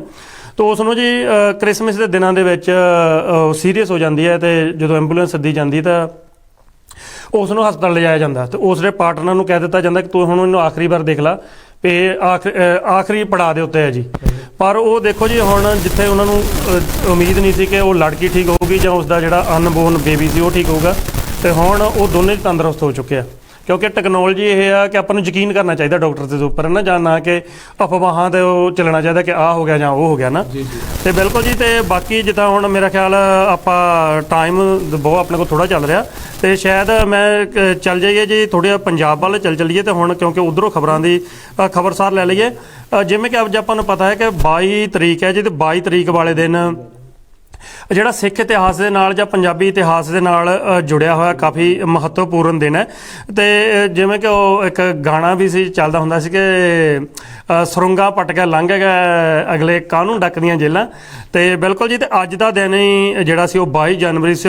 22 ਜਨਵਰੀ ਜਿਹੜਾ ਦਿਨ ਹੈ ਜੀ, ਇਸ ਦਿਨ ਪਹਿਲਾਂ ਤਾਂ ਜੀ ਜੇਕਰ ਪਿੱਛੋਂ ਸ਼ੁਰੂ ਕਰੀਏ ਜਾਂ 22 ਜਨਵਰੀ 1923 ਵਾਲੇ ਦਿਨ ਜਦੋਂ ਚਾਬੀਆਂ ਦਾ ਮੋਰਚਾ ਜਿੱਤਿਆ ਗਿਆ ਸੀ, ਤੇ ਅੱਜ ਦੇ ਦਿਨ ਫਿਰ ਸਰਕਾਰ ਵੱਲੋਂ ਉਹ ਚਾਬੀਆਂ ਦਿੱਤੀਆਂ ਗਈਆਂ ਸੀ ਜੀ ਉਸ ਵੇਲੇ ਦੇ ਪ੍ਰਬੰਧਕਾਂ ਨੂੰ। ਤੇ ਨਾਲ ਦੀ ਨਾਲ ਜੀ 22 ਜਨਵਰੀ 2004 ਵਾਲੇ ਦਿਨ ਜੀ ਚੰਡੀਗੜ੍ਹ ਦੀ ਬੜੈਲ ਜੇਲ੍ਹ ਦੇ ਵਿੱਚੋਂ ਜਿਹੜੇ ਉਸ ਵੇਲੇ ਦੇ ਤਤਕਾਲੀ ਮੁੱਖ ਮੰਤਰੀ ਬੇਅੰਤ ਸਿੰਘ ਦੇ ਕਤਲ ਦੇ ਵਿੱਚ ਸਜ਼ਾਵਾਂ ਕੱਟ ਰਿਹਾ ਜਗਤਾਰ ਸਿੰਘ ਹਵਾਰੇ ਹੁਣੀ ਸਮੇਤ ਉਹਨਾਂ ਦੇ ਸਾਥੀਆਂ ਸਮੇਤ 22 ਜਨਵਰੀ 2004 ਨੂੰ ਜੀ ਉਹ ਸੁਰੰਗ ਪੱਟ ਕੇ ਉੱਥੋਂ ਨੱਠ ਗਏ ਸਨ ਜੀ। ਤੇ ਬਾਅਦ ਦੇ ਵਿੱਚ ਉਹ ਗੱਲ ਵੱਖਰੀ ਕਿ ਗ੍ਰਿਫਤਾਰ ਹੋ ਗਿਆ ਤਾਂ ਸਾਰਾ ਕੁਝ ਦੁਬਾਰਾ ਹੋ ਗਿਆ। ਸੋ 22 ਜਨਵਰੀ ਦਾ ਦਿਨ ਬੜਾ ਮਹੱਤਵਪੂਰਨ ਦਿਨ ਹੈ ਜੀ ਇਤਿਹਾਸ ਦੇ ਵਿੱਚ, ਤੇ ਸਪੈਸ਼ਲੀ ਪੰਜਾਬੀਆਂ ਦੇ ਵਿੱਚ ਤੇ ਸਿੱਖ ਇਤਿਹਾਸ ਦੇ ਵਿੱਚ। ਤੇ ਹੁਣ ਜੀ ਆਪਾਂ ਚਲੀਏ ਜੀ ਪੰਜਾਬ ਵੱਲੋਂ, ਤੇ ਨਾਲ ਦੇ ਨਾਲ ਆਪਾਂ ਪੰਜਾਬੀ ਦੀ ਵੀ ਅਪਡੇਟ ਤੁਹਾਡੇ ਕੋਲ ਲਈ ਜਾਣੀ ਹੈ ਜੀ, ਕਿਉਂਕਿ ਖਬਰਾਂ ਕਿਉਂਕਿ ਟਾਈਮ ਆਪਾਂ ਗੱਲ ਕੀਤੀ ਸੀ ਪਹਿਲਾਂ ਹੀ ਬਹੁਤ ਥੋੜਾ ਸੀ ਜੀ ਨਾ। ਤੇ ਪੰਜਾਬ ਦੀ ਗੱਲ ਕਰੀਏ ਤਾਂ ਜਿਹੜੇ ਕਿਸਾਨਾਂ ਦੇ ਅੰਦੋਲਨ ਦੀ, ਤੇ ਅੱਜ ਜੀ 11ਵੇਂ ਗੇੜ ਦੀ ਮੀਟਿੰਗ ਦੁਆਰਾ ਚੱਲ ਰਹੀ ਹੈ ਜੀ। ਹਾਂ ਜੀ ਬਿਲਕੁਲ, 11ਵੇਂ ਗੇੜ ਦੀ ਮੀਟਿੰਗ ਅੱਜ ਚੱਲ ਰਹੀ ਆ, ਲੇਕਿਨ ਕੋਈ ਸਿੱਟੇ ਬਹੁਤੇ ਵਧੀਆ ਨਹੀਂ ਨਿਕਲ ਰਹੇ। ਲੇਕਿਨ ਫਿਰ ਵੀ ਜਿਹੜੇ ਕਿਸਾਨ ਆ ਹਾਂਜੀ ਉਹਨਾਂ ਨੇ ਗੱਲਬਾਤ ਜਿਹੜੀ ਆ ਉਹ ਜਾਰੀ ਰੱਖੀ ਹੋਈ ਆ। ਬਹੁਤ ਵਧੀਆ ਗੱਲ ਹੈ, ਕਿਉਂਕਿ ਦਰਵਾਜ਼ੇ ਉਹਨਾਂ ਨੇ ਬੰਦ ਨਹੀਂ ਕੀਤੇ, ਅੜੀਅਲ ਨਹੀਂ ਆ ਉਹ। ਹਾਂਜੀ ਤੇ ਉਹ ਹੁਣ 26 ਜਨਵਰੀ ਜਿਹੜੀ ਆ ਰਹੀ ਆ ਉਹਨੂੰ ਲੈ ਕੇ ਸਰਕਾਰ ਵੀ ਚਿੰਤਾ 'ਚ ਆ, ਕਿਸਾਨ ਵੀ ਚਿੰਤਾ 'ਚ ਆ ਕਿ ਕਿਤੇ ਕੋਈ ਅਣਹੋਣੀ ਨਾ ਵਾਪਰ ਜਾਵੇ। ਹਾਂਜੀ ਬਿਲਕੁਲ ਜੀ, ਜਿਹੜਾ 26 ਜਨਵਰੀ ਦਾ ਵੈਸੇ ਜਿਹੜਾ ਹੁਣ ਸਾਰਿਆਂ ਦੀ ਨਜ਼ਰਾਂ ਤਾਂ 26 ਜਨਵਰੀ ਤੇ ਹੀ ਹਨ ਜੀ, ਕਿਉਂਕਿ ਸਰਕਾਰ ਦਾ ਜਿਹੜਾ ਜ਼ੋਰ ਹੈ ਉਹ ਹੈ ਵੀ ਕਿਸੇ ਤਰ੍ਹਾਂ ਕਿਸਾਨ ਦਿੱਲੀ ਦੇ ਵਿੱਚ ਨਹੀਂ ਵੜਨਾ ਚਾਹੀਦਾ। ਤੇ ਕਿਸਾਨਾਂ ਨੇ ਸਪਸ਼ਟ ਕਰ ਦਿੱਤਾ ਕਿ ਨਹੀਂ ਜੀ, ਜੋ ਮਰਜ਼ੀ ਹੋ ਜਾਵੇ, ਅਸੀਂ ਜਿਹੜਾ ਰੂਟ ਪਲਾਨ ਕੀਤਾ ਸੀ ਉਹਦੇ ਉੱਤੇ ਹੀ ਅਸੀਂ ਮਾਰਚ ਕਰਾਂਗੇ ਨਾ। ਤੇ ਜੇਕਰ ਬਾਕੀ ਪੰਜਾਬ ਦੀ ਗੱਲ ਕੀਤੀ ਜਾਵੇ ਤਾਂ ਪਿੰਡਾਂ ਦੇ ਵਿੱਚ ਜਿਹੜੀਆਂ ਰਿਪੋਰਟਾਂ ਆ ਰਹੀਆਂ ਜਾਂ ਆਪਾਂ ਦੇਖਦੇ ਹਾਂ ਆਪਣੀ KTV ਦੀ ਟੀਮ ਉੱਥੋਂ ਵੀ ਕਵਰ ਕਰਦੀ ਹੈ ਨਾ, ਤੇ ਪਿੰਡਾਂ ਦੇ ਵਿੱਚ ਇੱਕ ਬਹੁਤ ਵੱਡਾ ਉਤਸ਼ਾਹ ਦਿਸ ਰਿਹਾ ਲੋਕਾਂ ਦੇ ਵਿੱਚ, ਆਮ ਲੋਕਾਂ ਦੇ ਵਿੱਚ, ਜਿਹੜੇ ਕਿ ਟਰੈਕਟਰਾਂ ਨੂੰ ਸ਼ਿੰਗਾਰਿਆ ਜਾ ਰਿਹਾ ਹੈ, ਟਰੈਕਟਰ ਟਰਾਲੀਆਂ ਤਰਪਾਲਾਂ ਪਾਈਆਂ ਜਾ ਰਹੀਆਂ ਹਨ। ਹਰ ਇੱਕ ਜ਼ਿਲ੍ਹੇ ਦੇ ਵਿੱਚੋਂ ਪੂਰੀਆਂ ਜ਼ੋਰਾਂ ਸ਼ੋਰਾਂ ਦੇ ਨਾਲ ਤਿਆਰੀਆਂ ਚੱਲ ਰਹੀਆਂ ਕਿ ਆਪਾਂ ਦਿੱਲੀ ਜਾਣਾ ਜੀ। ਤੇ ਇਸ ਦਾ ਅਸਰ ਦੇਖਣ ਨੂੰ ਵੀ ਅੱਜ ਤੋਂ ਹੀ ਮਿਲ ਰਿਹਾ, ਕਿਉਂਕਿ ਜਿਹੜੇ ਪੰਜਾਬ ਦੀਆਂ ਸੜਕਾਂ ਉਹ ਦਿੱਲੀ ਵੱਲੋਂ ਸਿੱਧੀਆਂ ਹੋ ਚੁੱਕੀਆਂ ਜੀ। ਜੀ ਤੁਸੀਂ ਜੌਲ ਸਾਹਿਬ ਬਹੁਤ ਵਧੀਆ ਗੱਲ ਕੀਤੀ ਆ ਚਾਬੀਆਂ ਦੇ ਮੋਰਚੇ ਦੀ। ਹਾਂਜੀ, ਇਹ ਜਿਸ ਤਰ੍ਹਾਂ ਚਾਬੀਆਂ ਦਾ ਮੋਰਚਾ ਜਦੋਂ ਜਿੱਤਿਆ ਸੀ ਤੇ ਗਾਂਧੀ ਮਹਾਤਮਾ ਗਾਂਧੀ ਮੋਹਨਦਾਸ ਕਰਮਚੰਦ ਹੋਣਾ ਨੇ ਇੱਕ ਟੈਲੀਗ੍ਰਾਮ ਕਰਕੇ ਕਿਹਾ ਸੀ ਕਿ ਆਜ਼ਾਦੀ ਦਾ ਪਹਿਲਾ ਜਿਹੜਾ ਪੜਾਅ ਆ ਉਹ ਆਪਾਂ ਜਿੱਤ ਲਿਆ। ਹਾਂਜੀ, ਤੇ ਇਹ ਉਸੇ ਤਰ੍ਹਾਂ ਦਾ ਹੀ ਮੋਰਚਾ ਵਾ, ਸ਼ਾਂਤੀਪੂਰਵਕ। ਤੇ ਹੁਣ 26 ਜਨਵਰੀ ਦਾ ਇਸ ਤਰ੍ਹਾਂ ਵਾ ਕਿ ਬਹੁਤ ਜ਼ਿਆਦਾ ਲੋਕ ਜਿਹੜੇ ਆ 50,000 ਤੋਂ ਜ਼ਿਆਦਾ ਟਰੈਕਟਰ ਆਉਣੇ ਆ। ਹਾਂਜੀ, ਤੇ ਸਰਕਾਰ ਜਿਹੜੀ ਆ ਕੋਈ ਸਖਤੀ ਉਹਨਾਂ ਤੇ ਵਰਤ ਨਹੀਂ ਸਕਦੀ, ਕਿਉਂਕਿ ਇੰਟਰਨੈਸ਼ਨਲ ਲੈਵਲ ਤੇ ਉੱਤੇ ਇਹ ਜਿਹੜਾ ਅੰਦੋਲਨ ਹੈ ਸਾਰੇ ਦੇਸ਼ਾਂ 'ਚ ਪਹੁੰਚ ਚੁੱਕਾ ਵਾ। ਹਾਂਜੀ, ਤੇ ਦੋ ਸੁਪਰ ਪਾਵਰਾਂ ਹੋਏ, ਇੱਕ ਚਾਈਨਾ ਤੇ ਇੱਕ ਅਮਰੀਕਾ।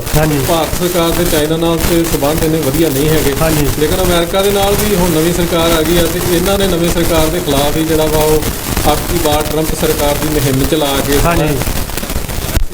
ਇਸ ਕਰਕੇ ਅਮਰੀਕਾ ਦੇ ਨਾਲ ਗਾਂ ਡਿਵੈਲਪ ਹੋ ਜਾਣਗੇ, ਲੇਕਿਨ ਇਸ ਵੇਲੇ ਕੋਈ ਬਹੁਤੇ ਹੈ ਨਹੀਂ ਰਿਲੇਸ਼ਨ ਵਧੀਆ।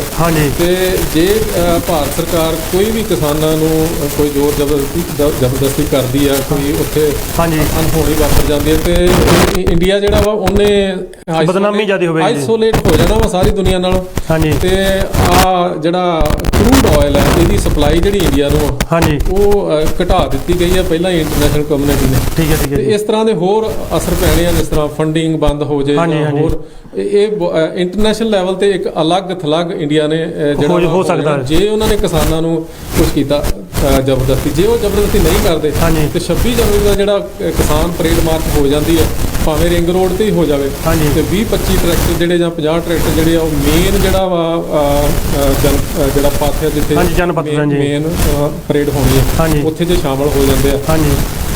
ਤੇ ਇਹ ਇੰਟਰਨੈਸ਼ਨਲ ਲੈਵਲ ਤੇ ਜਿਹੜੀ ਮੂਵਮੈਂਟ ਹੈ ਹੋਰ ਜ਼ਿਆਦਾ ਸਟਰੋਂਗ ਹੋ ਜਾਣੀ। ਡੈਮੋਕ੍ਰੇਸੀ ਦੇ ਵਿੱਚ ਇਹ ਹੁੰਦਾ ਜੀ, ਜਿਹੜੀਆਂ ਤੁਹਾਡੀਆਂ ਮੰਗਾਂ ਹੋਣ ਉਹਨੂੰ ਡੈਮੋਕ੍ਰੈਟਿਕ ਤਰੀਕੇ ਦੇ ਨਾਲ ਪੀਸਫੁਲੀ ਜਿਹੜਾ ਸਾਰੀ ਦੁਨੀਆ ਤੱਕ ਪਹੁੰਚਾਉਣਾ ਹੁੰਦਾ, ਉਹਦੇ ਵਿੱਚ ਕਿਸਾਨ ਜਿਹੜੇ ਆ ਉਹ ਸਫਲ ਹੁੰਦੇ ਬਿਲਕੁਲ ਨਜ਼ਰ ਆ ਰਹੇ। ਹਾਂਜੀ ਜੀ ਬਿਲਕੁਲ। ਤੇ ਜਿੱਥੇ ਹਰ ਇੱਕ ਪਿੰਡਾਂ ਦੇ ਵਿੱਚੋਂ ਜਾਂ ਫਿਰ ਜ਼ਿਲ੍ਹਿਆਂ ਦੇ ਵਿੱਚੋਂ ਹਜ਼ਾਰਾਂ ਦੀ ਗਿਣਤੀ ਦੇ ਵਿੱਚ ਟਰੈਕਟਰ ਜਾ ਰਹੇ ਹਨ, ਉਸੇ ਜਿਹੜੇ ਕਿ ਆਪਣੇ ਕੋਲ ਖਬਰ ਹੈ ਜੀ ਸਿਰਫ ਤੇ ਸਿਰਫ ਜੀ ਇਕੱਲੇ ਦਿੜਬਾ ਹਲਕੇ ਦੇ ਵਿੱਚ 1500 ਟਰੈਕਟਰ ਜਿਹੜਾ ਕਿ ਉਹਨੂੰ ਸ਼ਿੰਗਾਰ ਲਿਆ ਗਿਆ, ਧੋ ਗਏ ਰੈਡੀ ਹੈ ਜੀ, ਤੇ ਉਹ ਵੀ ਅੱਜ ਦਿੱਲੀ ਵੱਲ ਨੂੰ ਤੁਰਨਗੇ। ਤੇ ਪਰ ਮਸਲਾ ਭਕਨਾ ਸਾਹਿਬ ਇਹ ਵੀ ਖੜਾ ਹੋ ਜਾਂਦਾ ਜਿੱਥੇ ਤਾਂ ਸ਼ਾਂਤੀ ਦਾ ਮਸਲਾ ਨਾ, ਜਿੱਦਾਂ ਤੁਸੀਂ ਗੱਲ ਕੀਤੀ ਕਿ ਮੈਨੂੰ ਇਸ ਵਿੱਚ ਨਿੱਜੀ ਤੌਰ ਤੇ ਨਹੀਂ ਲੱਗਦਾ ਕਿ ਟਰੈਕਟਰ ਉਸ ਪਰੇਡ ਦੇ ਵਿੱਚ ਸ਼ਾਮਲ ਹੋਣਗੇ ਜਿਹੜੀ ਕਿ ਸਰਕਾਰੀ ਵਾਲੀ ਪਰੇਡ ਹੋਵੇਗੀ ਨਾ ਗਣਤੰਤਰ ਦਿਵਸ ਦੀ। ਇਹ ਤਾਂ ਸਰਕਾਰ ਦੀ ਸਿਆਣਪ ਨੇ ਜੀ, ਉਹਨਾਂ ਨੂੰ ਕਰਨਾ ਚਾਹੀਦਾ ਵਾ। ਇੰਨੀਆਂ ਸਭ ਤੋਂ ਜ਼ਿਆਦਾ ਜਿਹੜੀਆਂ ਸੁਸਾਈਡ ਆ ਕਿਸਾਨਾਂ ਦੇ, ਉਹ ਪੰਜਾਬ 'ਚ ਹੋਏ ਆ ਔਰ ਸਾਰੇ ਇੰਡੀਆ ਦੇ ਵਿੱਚ ਹੀ ਹੋਇਆ। ਹੁਣ ਕਿਸਾਨ ਜਿਹੜਾ ਵਾ ਉਹ ਸੁਸਾਈਡ ਅੱਜ ਤੋਂ ਨਹੀਂ ਕਰ ਰਿਹਾ, ਕਈ ਸਾਲਾਂ ਤੋਂ ਕਰ ਰਿਹਾ ਵਾ। ਤੇ ਕਿਉਂ ਕਰ ਰਿਹਾ? ਇਹਦੇ ਵਿੱਚ ਇਹਦੇ ਵੱਲ ਤੇ ਸਰਕਾਰ ਨੇ ਧਿਆਨ ਦਿੱਤਾ ਹੀ ਨਹੀਂ ਹੈ ਨਾ ਜੀ। ਹਾਂਜੀ, ਪਰ ਜਿੱਥੋਂ ਤੱਕ ਜੇ ਤੁਸੀਂ ਕਹਿੰਦੇ ਵੀ ਸਰਕਾਰ ਨੂੰ ਟਰੈਕਟਰ ਸ਼ਾਮਲ ਕਰ ਲੈਣੇ ਚਾਹੀਦੇ ਆ, ਤੇ ਇਹ ਉਹੀ ਸਰਕਾਰ ਹੈ ਤੇ ਉਹੀ 26 ਜਨਵਰੀ ਹੈ ਜਿਸ ਪਰੇਡ ਦੇ ਵਿੱਚ ਜਿਹੜੀ ਸਿੱਖ ਰੈਜੀਮੈਂਟ ਸੀ ਉਹਨੂੰ ਵੀ ਨਹੀਂ ਸੀ ਜਗ੍ਹਾ ਦਿੱਤੀ ਜਾਂਦੀ ਜੀ।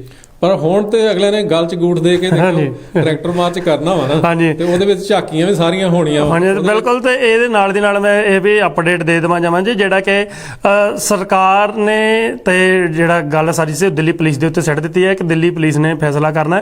ਉੱਥੇ ਜਿਹੜੀ ਸੁਪਰੀਮ ਕੋਰਟ ਦੇ ਵਿੱਚ ਸਰਕਾਰ ਨੇ ਰਿਟ ਪਾਈ ਸੀ ਕਿ ਇਸ ਕਿਸਾਨਾਂ ਨੂੰ ਪਰੇਡ ਕਰਨ ਤੋਂ ਰੋਕਿਆ ਜਾਵੇ, ਜੇ ਦਿੱਲੀ ਦੇ ਵਿੱਚ ਵੜਨ ਤੋਂ ਰੋਕਿਆ ਜਾਵੇ।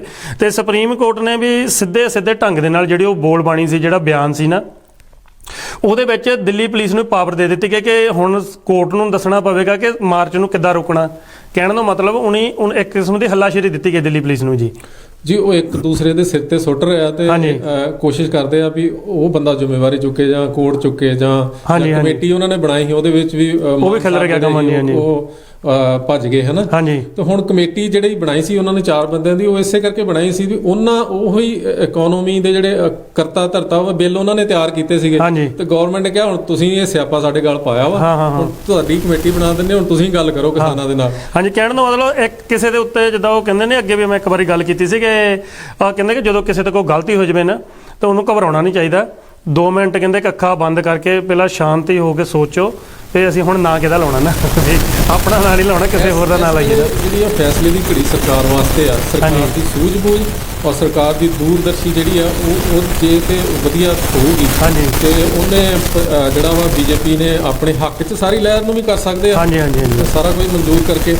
ਔਰ ਇੰਟਰਨੈਸ਼ਨਲ ਲੈਵਲ ਤੇ ਵੀ ਜਿਹੜਾ ਇੰਡੀਆ ਵਾ ਉਹਨੂੰ ਵੀ ਜਿਹੜਾ ਵਾ ਉਹ ਇੰਨੇ ਵਧੀਆ ਤਰੀਕੇ ਨਾਲ ਬਣਾ ਸਕਦੇ ਆ ਵੀ ਦੇਖੋ ਅਸੀਂ ਜਿਹੜਾ ਡੈਮੋਕ੍ਰੈਟਿਕ ਪੀਸਫੁਲ ਪ੍ਰੋਟੈਸਟ ਸੀਗਾ ਅਸੀਂ ਉਹਨੂੰ ਰਿਕੋਗਨਾਈਜ਼ ਕੀਤਾ ਤੇ ਫੈਸਲੇ ਦੀ ਤੁਹਾਡੇ ਤਾਂ ਜਿਹੜੀ ਗੱਲ ਉਹ ਸਰਕਾਰ ਨੇ ਮੁਕਾਉਣੀ ਹੈ, ਤੇ ਚਾਹੇ ਜਿਸ ਤਰ੍ਹਾਂ ਮਰਜ਼ੀ ਮੁਕਾ ਲਵੇ, ਇਹ ਹੁਣ ਸਰਕਾਰ 'ਤੇ ਡਿਪੈਂਡ ਕਰਦਾ ਨਾ। ਪਰ ਜਿਹੜੀ ਕਿ ਗੱਲ ਕਰ ਰਹੇ ਸੀ ਕਿ 26 ਜਨਵਰੀ ਨੂੰ ਦਿੱਲੀ ਪੁਲਿਸ ਦੇ ਨਾਲ ਕਿਸਾਨ ਆਗੂਆਂ ਦੀ ਮੀਟਿੰਗ ਹੋਈ ਸੀ ਜੀ। ਉਸ ਦੇ ਵਿੱਚ ਜੇ ਕਿਸਾਨਾਂ ਨੇ ਸਪਸ਼ਟ ਕੀਤਾ ਕਿ ਅਸੀਂ ਜੀ ਜਿਹੜਾ ਮਾਰਚ ਹੈ, ਜਿਹੜਾ ਰਿੰਗ ਰੋਡ ਦਾ ਅਸੀਂ ਰੂਟ ਪਲਾਨ ਕੀਤਾ ਹੋਇਆ ਉਹਦੇ ਉੱਤੇ ਕੱਢਾਂਗੇ।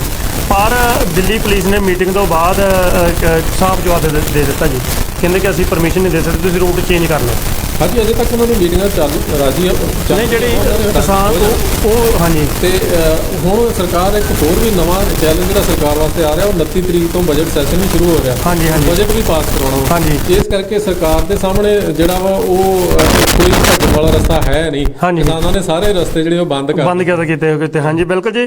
ਕਹਿੰਦੇ ਕਿ ਜਿੱਦਾਂ ਦੁਸ਼ਮਣ ਦੀ ਘੇਰਾਬੰਦੀ ਹਰ ਇੱਕ ਪਾਸੇ ਤੋਂ ਕੀਤੀ ਹੋਈ ਹੈ ਨਾ, ਤੇ ਚਲੋ ਜੀ ਚਲੋ ਕਹਿੰਦੇ ਕਿ ਹੁਣ ਹੀ ਫੈਸਲਾ ਹੋ ਜਾਵੇ ਤਾਂ ਬਹੁਤ ਵੱਡੀ ਗੱਲ ਹੈ, ਕਿਉਂਕਿ ਅੰਦੋਲਨ ਕਾਫੀ ਲੰਬਾ ਚੱਲ ਚੁੱਕਿਆ ਹੈ। ਮੇਰੇ ਖਿਆਲ 26 ਨਵੰਬਰ ਦੇ ਤਾਂ ਆਪਾਂ ਦਿੱਲੀ ਜਾ ਕੇ ਬੈਠੇ ਨਾ, ਤੇ ਉਸ ਤੋਂ ਪਹਿਲਾਂ ਪੰਜਾਬ ਦੇ ਵਿੱਚ ਵੀ 2 ਮਹੀਨੇ ਲਗਾਤਾਰ ਬੈਠੇ ਰਹੇ ਨਾ। ਨਹੀਂ ਜੀ, 8ਵਾਂ ਮਹੀਨਾ ਸ਼ੁਰੂ ਹੋਏ ਨੂੰ ਹੋ ਚੱਲਿਆ ਵਾ। ਤੇ 7 ਮਹੀਨੇ ਤੋਂ ਉੱਪਰ ਹੋ ਗਿਆ ਵਾ, ਤੇ 2 ਮਹੀਨੇ ਹੋ ਚੱਲੇ ਦਿੱਲੀ ਬੈਠਿਆਂ ਨੂੰ। ਤੇ ਹੁਣ ਜਿਹੜਾ 26 ਜਨਵਰੀ ਤੋਂ ਬਾਅਦ ਜਿਹੜਾ ਹੋ ਰਿਹਾ, ਇਹ ਗੱਲ ਸਾਹਮਣੇ ਆਉਣੀ ਹੈ ਕਿ ਸਾਰੀ ਸਟੇਟਾਂ ਇੰਡੀਆ ਦੀਆਂ ਜਿਹੜੀਆਂ ਉਹਨਾਂ ਤੋਂ ਜਿਹੜੇ ਕਿਸਾਨ ਆ ਰਹੇ ਆ, ਉਹਨਾਂ ਦੀ ਗਿਣਤੀ ਵੱਧ ਜਾਣੀ ਆ, ਕਿਉਂਕਿ ਇਹਦਾ ਪ੍ਰਚਾਰ ਜਿਹੜਾ ਵਾ ਹਰ ਘਰ ਜ਼ਿਆਦਾ ਹੋ ਰਿਹਾ ਜੀ। ਇਹ ਬਿਲਕੁਲ। ਤੇ ਇਹਦੇ ਨਾਲ ਦੀ ਨਾਲ ਮੈਂ ਇਹ ਵੀ ਇੱਕ ਨਾਲ ਦੀ ਨਾਲ ਗੱਲ ਜੋੜਦਾ, ਖਬਰ ਜਿਹੜੀ ਆ ਜੀ, ਇੱਕ ਪਾਸੇ ਤਾਂ ਸਰਕਾਰ ਮੀਟਿੰਗਾਂ ਕਰ ਰਹੀ ਹੈ, ਜਿਵੇਂ ਕਿ ਅੱਜ 11ਵੇਂ ਦੌਰ ਦੀ ਮੀਟਿੰਗ ਚੱਲ ਰਹੀ ਨਾ, ਤਾਂ ਉੱਥੇ ਹੀ ਅੱਜ ਦੀ ਇੱਕ ਤਾਜ਼ਾ ਖਬਰ ਹੋਈ ਕਿ ਜਦੋਂ ਜੀ ਕਿਸਾਨ ਆਗੂ ਰੌਲਦਾ ਸਿੰਘ ਮਾਨਸਾ, ਉਹ ਖੁੰਡੇ ਵਾਲੇ ਲੀਡਰ ਹੈ ਨਾ ਜਿਹੜੇ ਉਹ ਜਾ ਰਹੇ ਮੀਟਿੰਗ ਦੇ ਵਿੱਚ, ਤੇ ਪੁਲਿਸ ਵੱਲੋਂ ਉਹਨਾਂ ਦੀ ਗੱਡੀ ਰੋਕੀ ਜਾਂਦੀ ਚੈਕਿੰਗ ਕਰਨ ਵਾਸਤੇ ਨਾ। ਹੁਣ ਇਹ ਨਹੀਂ ਪਤਾ ਕਿ ਇੱਕ ਤਾਂ ਉਹ ਵੀ ਸੁੱਖ ਨਾਲ ਥੋੜੇ ਗਰਮ ਸੁਭਾਅ ਦੇ ਹੀ ਆ ਨਾ, ਅੱਗੇ ਵੀ ਪਹਿਲਾਂ ਵੀ 1-2 ਵਾਰੀ ਲੜ ਕੇ ਆ ਚੁੱਕੇ ਮੀਟਿੰਗ 'ਚ, ਤੇ ਉਹ ਵੀ ਗਰਮ ਸੁਭਾਅ ਦੇ ਸੀ, ਤੇ ਪੁਲਿਸ ਨੇ ਰੋਕਿਆ ਗਿਆ, ਕੋਈ ਬਦਤਮੀਜੀ ਹੋਈ ਕਿ ਇਹਦੇ ਬਾਰੇ ਆਪਾਂ ਨੂੰ ਕੁਝ ਨਹੀਂ ਕਹਿ ਨਹੀਂ ਸਕਦੇ ਕੁਝ ਨਾ। ਤੇ ਉੱਥੇ ਜੀ ਡੰਡਾ ਮਾਰ ਕੇ ਉਹਨਾਂ ਦੀ ਗੱਡੀ ਦਾ ਸ਼ੀਸ਼ਾ ਤੋੜ ਦਿੱਤਾ ਜਾਂਦਾ। ਇਹ ਅੱਜ ਦੀ ਗੱਲ ਸੀ। ਰੌਲਦਾ ਸਿੰਘ ਮਾਨਸਾ ਜਿਹੜੇ ਕਿ ਕਿਸਾਨ ਆਗੂ, ਇੱਕ ਯੂਨੀਅਨ ਦੇ ਲੀਡਰ ਆ, ਉਹ ਵੀ ਜਿਹੜੇ 40 ਬੰਦੇ ਮੀਟਿੰਗ ਦੇ ਵਿੱਚ ਬੈਠਦੇ ਨਾ ਕਿਸਾਨ ਜਥੇਬੰਦੀਆਂ ਦੇ, ਉਹਨਾਂ ਦੇ ਵਿੱਚੋਂ ਇੱਕ ਆ। ਤੇ ਇੱਕ ਪਾਸੇ ਤਾਂ ਸਰਕਾਰ ਗੱਲਬਾਤ ਦੇ ਮੁੱਦੇ ਦੇ, ਦੂਸਰੇ ਪਾਸੇ ਥੋੜ੍ਹਾ ਜਿਹਾ ਪ੍ਰੈਸ਼ਰ ਉਹ ਵੀ ਬਣਾ ਰਹੀ ਲੀਡਰਾਂ ਦੇ ਉੱਪਰ ਜੀ।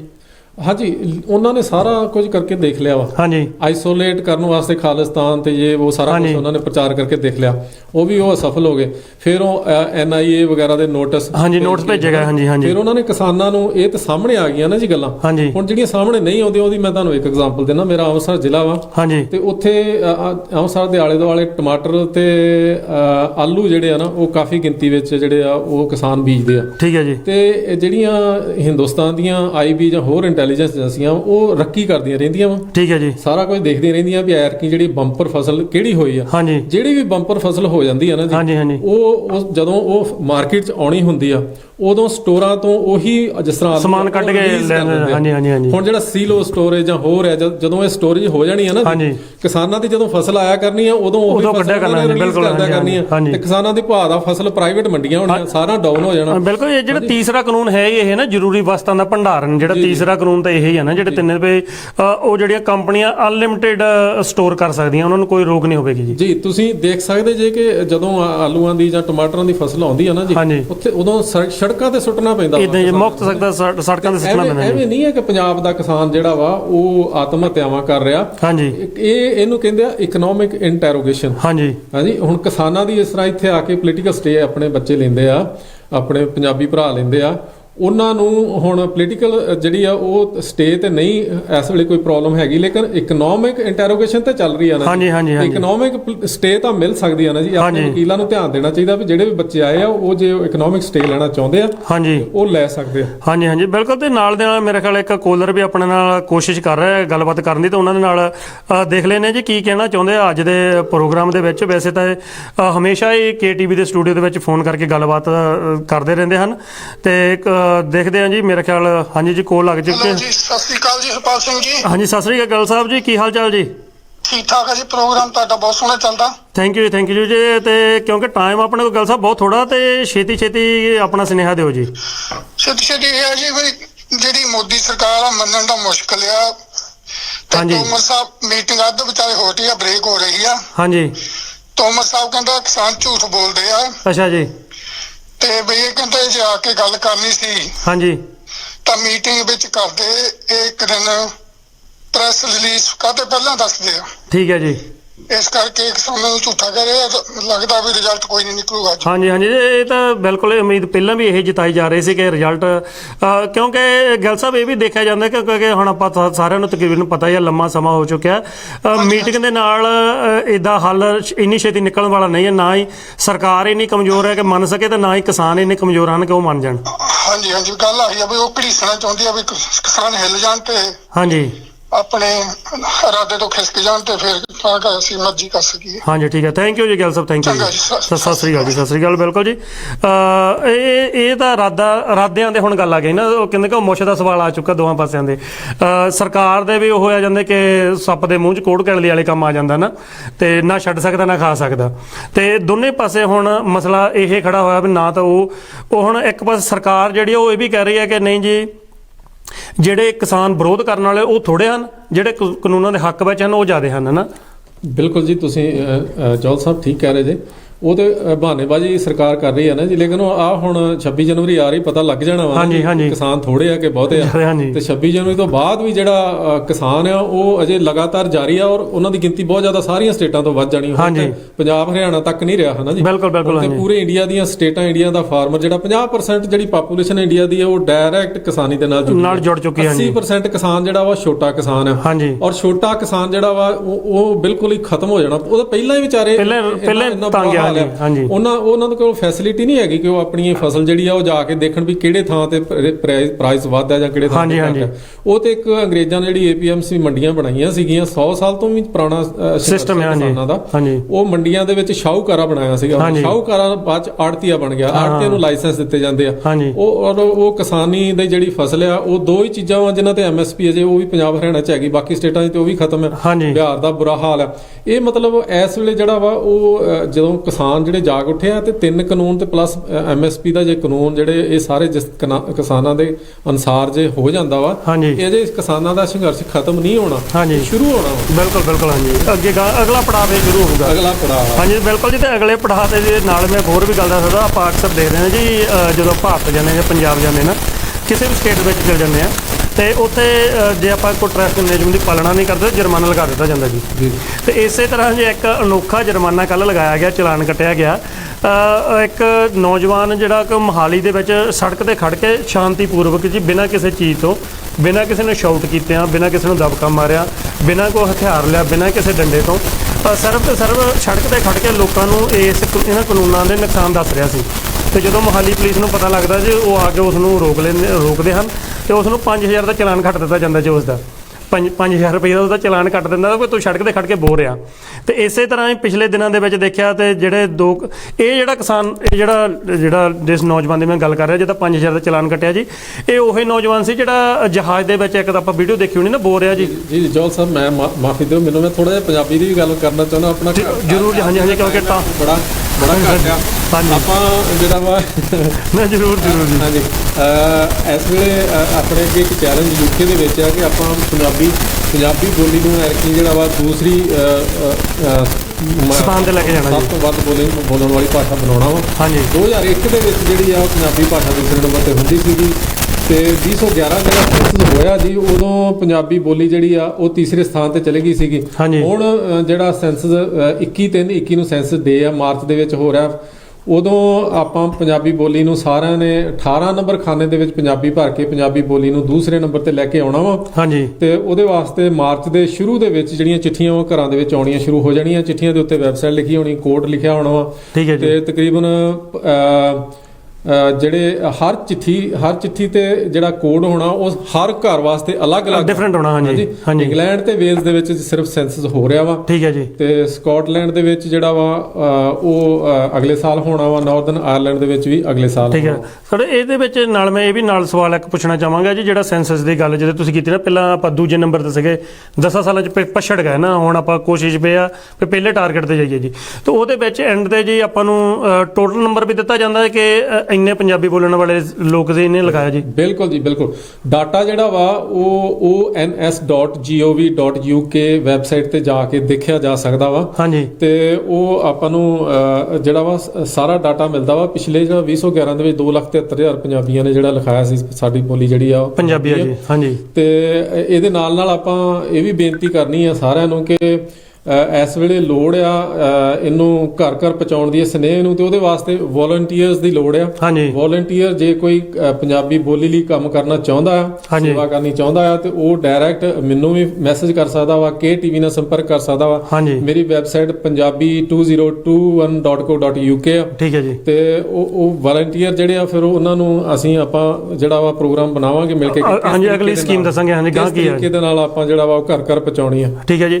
ਤੇ ਨਾਲ ਦੀ ਨਾਲ ਭਕਨਾ ਸਾਹਿਬ ਇਹ ਵੀ ਗੱਲ ਇੱਕ ਪੰਜਾਬੀ ਦਾ ਜਿਹੜਾ ਤੁਸੀਂ ਦੱਸਿਆ ਕਿ 18 ਨੰਬਰ ਸੈਕਸ਼ਨ ਦੇ ਵਿੱਚ ਆਪਾਂ ਪੰਜਾਬੀ ਲਿਖਣਾ ਜੀ, ਉਹਦਾ ਜਿਹੜਾ ਕੁਐਸਚਨ ਹੈ 18 ਨੰਬਰ, ਉਹ ਹੈ ਹੀ ਲੈਂਗੁਏਜ ਜੀ। ਉਹਦੇ ਉੱਤੇ ਲਿਖਿਆ ਵਾ ਕਿ what is your main language ਜਿਹੜੀ ਆ, ਕਿਹੜੀ ਆ, ਤੁਸੀਂ ਘਰਾਂ 'ਚ ਕਿਹੜੀ ਭਾਸ਼ਾ ਬੋਲਦੇ। ਹੁਣ ਜੇ ਆਪਾਂ ਇਹ ਸੋਚੀਏ ਕਿ ਕੋਈ ਵੀ ਵਿਅਕਤੀ ਜਿਹੜਾ ਪੰਜਾਬੀ ਸੰਗੀਤ ਸੁਣਦਾ ਵਾ ਤੇ ਉਹਦੀ ਜਿਹੜੀ ਮੇਨ ਲੈਂਗੁਏਜ ਆ ਉਹ ਪੰਜਾਬੀ ਹੋਗੀ। ਹਾਂਜੀ, ਤੇ ਜਿਹੜੀ ਜੇ ਕੋਈ ਆਪਣਾ ਘਰਾਂ 'ਚ ਪੰਜਾਬੀ ਬੋਲਦੇ ਉਹਨਾਂ ਦੀ ਵੀ ਹੋਗੀ।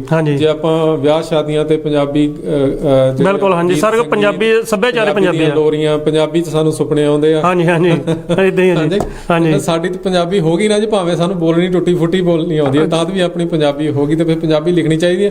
ਹੁਣ ਐਤਕੀ ਜਿਹੜਾ ਵਾ ਉਹ ਵਰਤਾਰਾ ਵੱਖਰਾ ਵਾ, ਕਿਉਂਕਿ ਐਤਕੀ ਪਾਕਿਸਤਾਨੀ ਪੰਜਾਬ ਤੋਂ ਬਹੁਤ ਸਾਰੇ ਜਿਹੜੇ ਪੰਜਾਬੀ ਮੁਸਲਮਾਨ ਆ ਉਹਨਾਂ ਤੱਕ ਵੀ ਅਵੇਅਰਨੈਸ ਜਿਹੜੀ ਆ ਪਾਕਿਸਤਾਨ ਦੇ ਜਿਹੜੇ ਮੇਰੇ ਯਾਰ ਦੋਸਤ ਆ ਐਕੈਡੈਮਿਕਸ ਉਹ ਚਲਾ ਰਹੇ ਆ।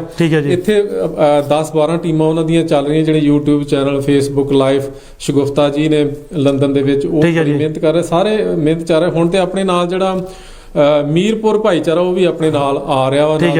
ਆਪਾਂ ਅਗਲੇ ਪ੍ਰੋਗਰਾਮਾਂ 'ਚ ਉਹਨਾਂ ਨੂੰ ਲੈ ਕੇ ਆਵਾਂਗੇ। ਠੀਕ ਹੈ। ਤੇ ਇਹਦੇ ਨਾਲ ਜਿੱਥੋਂ ਤੱਕ ਮੈਨੂੰ ਲੱਗਦਾ ਜੀ, ਜਿੱਥੇ ਮੇਰਾ ਨਿੱਜੀ ਤੌਰ ਤੇ ਸੋਚਣਾ, 2011 ਦੇ ਵਿੱਚ ਜਦੋਂ ਤੁਸੀਂ ਦੱਸਿਆ ਵੀ ਉਸ ਸੈਂਸਸ ਦੇ ਵਿੱਚ ਆਪਾਂ ਪਛੜ ਗਏ ਸੀ ਨਾ, ਪਰ ਉਸ ਤੋਂ ਬਾਅਦ ਜੇ ਇੱਕ ਕਿਸਮ ਦਾ ਦੇਖਿਆ ਜਾਵੇ ਤਾਂ ਜਿਹੜੇ ਜੀ ਇੰਡੀਆ ਤੋਂ ਸਟੂਡੈਂਟਸ ਦੀ ਗਿਣਤੀ ਵੀ ਬਹੁਤ ਜ਼ਿਆਦਾ ਆਈ ਨਾ, ਤੇ ਉੱਥੋਂ ਹੋਰ ਵੀ ਪੰਜਾਬੀ ਜਿਹੜੇ ਬੋਲਣ ਵਾਲੇ ਸੀ ਬਹੁਤ ਜ਼ਿਆਦਾ ਇੱਥੇ ਆਏ, ਤਾਂ ਉਹ ਵੀ ਪੰਜਾਬੀ ਲਿਖਾਉਣਗੇ ਜੀ। ਜੀ, ਇੱਕ ਤੁਸੀਂ ਬਹੁਤ ਵਧੀਆ ਵੈਲਿਡ ਪੁਆਇੰਟ ਜਿਹੜਾ ਵਾ ਜੌਲ ਸਾਹਿਬ ਦਿੱਤਾ ਵਾ।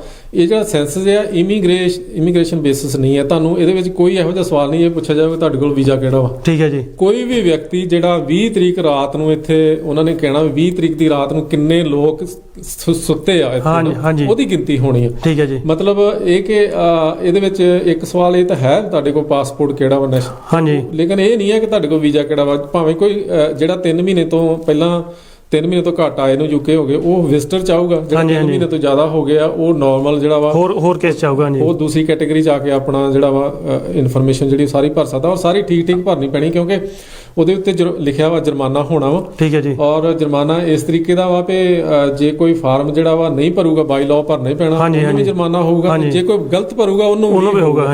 ਇਸ ਕਰਕੇ ਜੇ ਤੁਸੀਂ ਅੰਗਰੇਜ਼ੀ ਜਿਹੜੀ ਆ ਉਹ ਬੋਲਦੇ ਜੇ ਤੇ ਘਰਾਂ 'ਚ ਵੀ ਬੋਲਦੇ ਜੇ ਤੇ ਤੁਸੀਂ ਅੰਗਰੇਜ਼ੀ ਲਿਖੋ ਜਾਂ ਜਿਹੜੀ ਵੀ ਭਾਸ਼ਾ ਤੁਸੀਂ ਬੋਲਦੇ ਲਿਖੋ, ਪਰ ਜੇ ਤੁਸੀਂ ਪੰਜਾਬੀ ਬੋਲਦੇ ਜੇ ਤੇ ਪੰਜਾਬੀ ਜ਼ਰੂਰ ਲਿਖੋ। ਹਾਂਜੀ ਬਿਲਕੁਲ ਜੀ।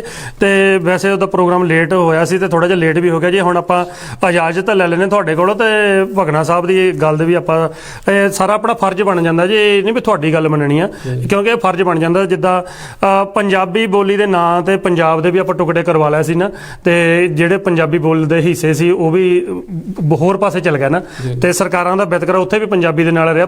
ਪੰਜਾਬ ਦੇ ਵਿੱਚ ਵੀ ਹਜੇ ਤੱਕ ਪੇਪਰ ਵਰਕ ਪੰਜਾਬੀ 'ਚ ਨਹੀਂ ਹੋ ਸਕਿਆ ਨਾ, ਤੇ ਬਹੁਤ ਕੋਸ਼ਿਸ਼ ਪੰਜਾਬੀ ਬੋਲੀ ਲਈ ਕਰਨ ਵਾਲਾ। ਤੇ ਬਿਲਕੁਲ ਆਪਾਂ ਜਿੱਥੇ ਹੈਗੇ ਆ ਉੱਥੇ ਪੰਜਾਬੀ ਮਾਂ ਬੋਲੀ ਦੇ ਰਾਖੇ ਬਣੀਏ, ਉੱਥੇ ਆਪਾਂ ਆਪਣੇ ਸੱਭਿਆਚਾਰ ਨੂੰ ਆਪਣੀ ਬੋਲੀ ਨੂੰ ਸਾਂਭੀਏ। ਤੇ ਇਹ ਜਿਹੜੀ ਹੁਣ 21 ਤਰੀਕ ਜਾਣੀ ਕਿ 21 ਮਾਰਚ 2021 ਨੂੰ ਸੈਂਸਸ ਹੋਣਾ, ਤਾਂ ਉੱਥੇ ਪੰਜਾਬੀ ਬੋਲੀ ਆਪਾਂ ਲਿਖਾ ਕੇ ਤਾਂ ਇੱਕ ਵਾਰ ਫੇਰ ਪੰਜਾਬੀ ਬੋਲੀ ਨੂੰ ਦੂਜੇ ਨੰਬਰ ਤੇ ਲੈ ਕੇ ਜਾਈਏ ਜੀ। ਤੇ ਬਿਲਕੁਲ ਜੀ ਹੁਣ ਸਾਡੇ ਵੱਲੋਂ ਇੰਨਾ ਹੀ ਅੱਜ ਦੇ ਪ੍ਰੋਗਰਾਮ ਦੇ ਵਿੱਚ। ਤੇ ਹੁਣ ਸੁਖਮਨੀ ਸਾਹਿਬ ਦੇ ਪਾਠ ਆਰੰਭ ਹੋਣਗੇ ਤੇ ਉਹਦੇ ਵਿੱਚ ਵੀ ਤੁਸੀਂ ਅਰਦਾਸ ਦੇ ਵਿੱਚ ਆਪਣਾ ਨਾਮ ਲਿਖਵਾ ਸਕਦੇ ਹੋ ਤੇ ਸੇਵਾ ਲੈ ਸਕਦੇ ਹੋ ਜੀ। ਤੇ ਬਿਲਕੁਲ ਤੇ ਸਾਡੇ ਵੱਲੋਂ ਇੰਨਾ ਜੀ। ਆਪੋ ਆਪਣਾ ਰੱਖਿਓ ਜੀ ਖਿਆਲ, ਤੇ ਸਾਡੇ ਵੱਲੋਂ ਪਿਆਰ ਭਰੀ ਸਤਿ ਸ੍ਰੀ ਅਕਾਲ।